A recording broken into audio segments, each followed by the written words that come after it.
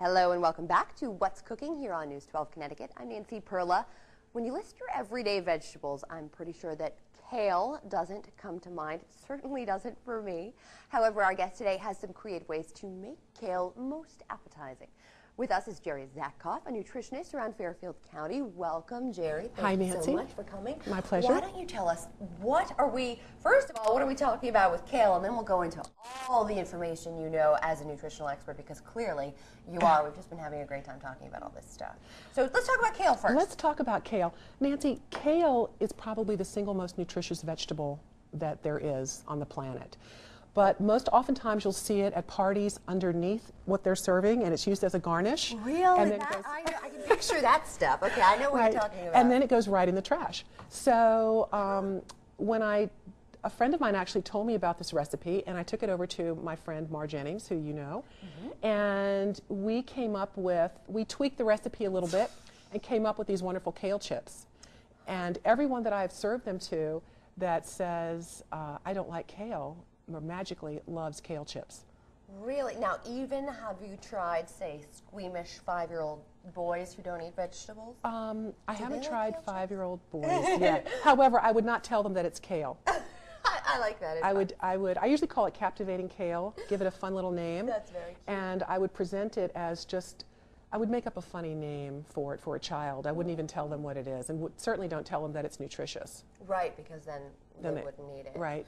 Now, speaking of nutrition, you said it's the most nutritious vegetable.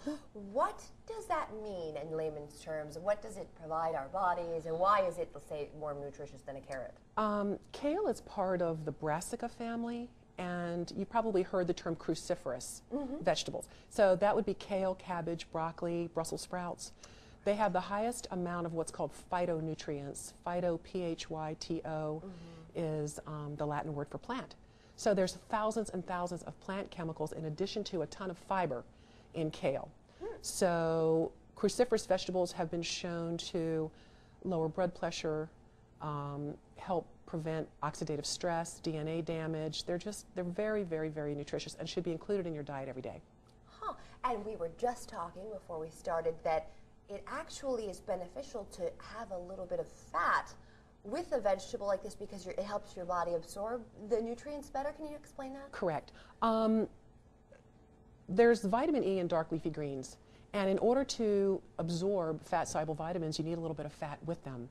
So I highly recommend, you'll always see greens typically sauteed in olive oil, and garlic. Right. In the South, we use a little bit of bacon. So a little bit of fat with your greens. In addition, if you want children to eat greens, you have to make them taste good. So I recommend to parents, put a little butter on the broccoli, put a little butter on the spinach. Let's start cooking while you start talking. Okay. Sorry.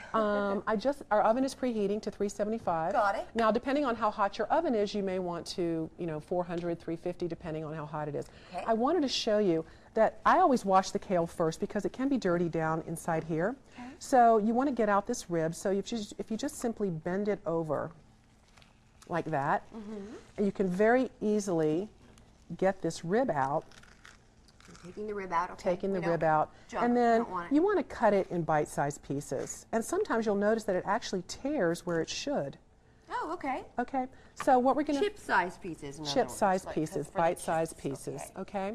So what we're going to do is brush the pan with olive oil first. Okay. And you had mentioned you can infuse the olive oil with garlic?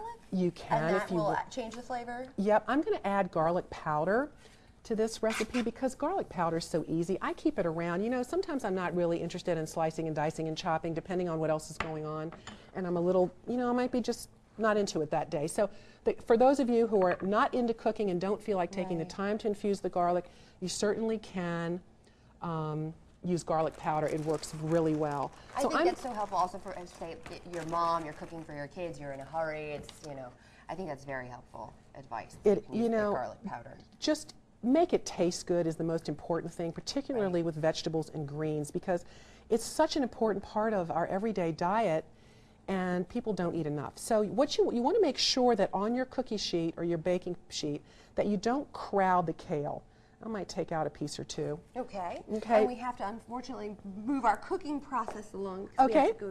We have to go to a break shortly, but I guess, brief summary of what we're doing before we. What we're going to do, I'm going to spray it with olive oil from my pump, or you can certainly use a brush. Okay. I'm going to sprinkle a little kosher salt on them. I'm going to sprinkle a little garlic powder and a little cumin. Okay. And pop them in the oven. And with that, we're going to go to break, but stay tuned with more What's Cooking in just a moment.